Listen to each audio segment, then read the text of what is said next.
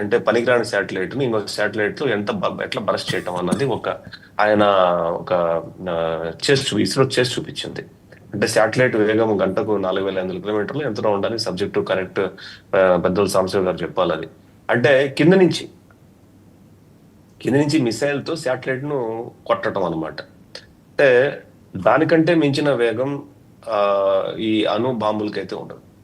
అణుబాంబు అనేది ఒక మిసైల్, ఒక వార్ హెడ్, దాన్ని మోయాల. వార్ హెడ్ మోసి తీసుకొని పోయి వేయాల. వార్ హెడ్ కి అంత వేగం ఉండదు.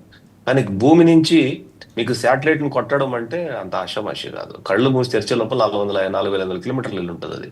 సో అటువంటి టెక్నాలజీ ఉన్నటువంటి, అటువంటి నిపుణులు ఉన్నటువంటి దేశం భూమి మీద కేవలం 3 దేశాలు ఉన్నాయి. ఒకటి అమెరికా, 2 రష్యా, 3 భారతదేశం, నాట్ ఈవెన్ చైనా.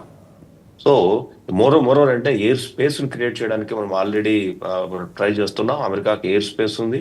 చైనాకు అఫ్ కోర్స్ చైనాకి ఎయిర్ స్పేస్ వాళ్ళు కొత్తగా పెట్టుకున్నారు, అది వేరే విషయం. కానీ వాళ్ళది కూడా సస్తా మార్కెట్. ఇప్పుడు ఈ J-16 JF-17 ఏదైతే సస్తా మార్కెట్ లో ఏదైతే విమానాలు కూలిపోయాయో, మేబీ అది కూడా సస్తా మార్కెట్. అవన్నీ 2 నెంబరీ 3 నెంబరీ గూడ్స్ అయి ఉంటాయి సార్. 2 నెంబర్ 3 నెంబర్ గూడ్స్ ఉంటాయి కాబట్టి వాడి గురించి పెద్ద పట్టించుకోవాల్సిన అవసరం లేదు. So if they will mute the button in air space నుంచి చేస్తే ఉత్తర కొరియా ఉండదు, అమెరికా ఉండదు, ఎవరు ఉండదు. సో మనకు అంత ప్రజలకు కానీ ప్రజానికానికి కానీ టెక్నాలజీ మీద కానివ్వండి, లేకపోతే ఎయిర్ స్పేస్ అంటేనో లేకపోతే వీటి అంత అవగాహన ఉండదు. కాబట్టి వీటి మీద ప్రజలకు మనం చెప్తుంటే కొత్తగా వింతగా అనిపించవచ్చు ఇక్కడ వచ్చిన వాళ్ళు ఎవరు కూడా. I'm representing from Telugu Desam, Sindhu Samsi గారు representing from Janasena, and Jupudi Prabhakar గారు representing YCP. You are a neutral person as a moderator. So but we are discussing on the war scenarios, technology, లేకపోతే వార్షిప్స్, వీటి మీద మాట్లాడుతున్నాం. కానీ కొంతమంది ఏం ఆలోచిస్తున్నారంటే రాజకీయ నాయకులు కేవలం రాజకీయాల గురించే మాట్లాడాలి, వారి గురించి మీకేం తెలుసు అన్న టాపిక్స్ కూడా కొంతమంది మాట్లాడారు. That is false 100%.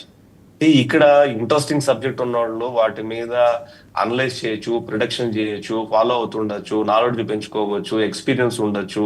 ఎక్స్పీరియన్స్ ఉన్నవాళ్ళు పాలిటిక్స్ లేకొచ్చి ఉండొచ్చు. So leave that part. Just నేను కొంతమందికి ఈ విషయం చేరాలనే చెప్తున్నాను. బట్ నేనేమంటానంటే ఈ పాకిస్తాన్ ఈ రోజు అయితే IMF ఫండ్ ఏదైతే పెట్టిందో, నా ఉద్దేశంలో అమెరికా అప్రూవల్ చేస్తుంది అనుకుంటున్నాను. అంత కాకపోయినా కొంత అప్రూవల్ చేస్తుంది. ఎందుకు చేస్తుంది అంటే వాళ్ళు తయారు చేసిన వెపన్స్ అమ్ముకోవాలి కదా, మార్కెట్ లో వాళ్ళు అమ్ముకోవాలి కదా. అవి అమ్ముకోకపోతే వాళ్ళ కంపెనీలు మూతపడతాయి కదా. ఇప్పుడు they are begging, American countries begging, మాకు డబ్బులు ఇవ్వండి అని ప్రపంచ దేశాలు చేస్తుంది. పాకిస్తాన్ RBI నుంచి ఇన్స్ట్రక్షన్స్ జస్ట్ 10 minutes ముందు వచ్చేటువంటి రిక్వెస్ట్ ఏంటంటే పాకిస్తాన్ ప్రజలకి 3000 అమెరికన్ రూపీస్ ని 3000 అమెరికన్ రూపీస్ కంటే ఎక్కువ చేయకూడదు అంటే. సరే, నాట్ పాకిస్తాన్ రూపీస్ ని డ్రా చేయొద్దండి. పాకిస్తాన్ సార్ చిన్న సందేహం నాకు, కరెన్సీకి సంబంధించి ఎక్స్చేంజ్ వాల్యూ నాకు ఐ డోంట్ హ్యావ్ నాలెడ్జ్. మన రూపాయికి వాళ్ళ రూపాయికి ఎంత వ్యత్యాసం ఉందండి? అంటే పోలిస్తే మన రూపాయికి డాలర్తో పోల్చుకుంటే మనది 87, 86, 88 మధ్యలో ఉంటుంది. వాళ్ళది 260 రూపాయలు ఉంది. 260. సో వాస్ట్ ఇది ఉంది, వాస్ట్ గ్యాప్ ఉంది. సో ఇంకో విషయం చెప్తే ఆశ్చర్యపోతారు. అమెరికన్ డాలర్ కి ఇరాన్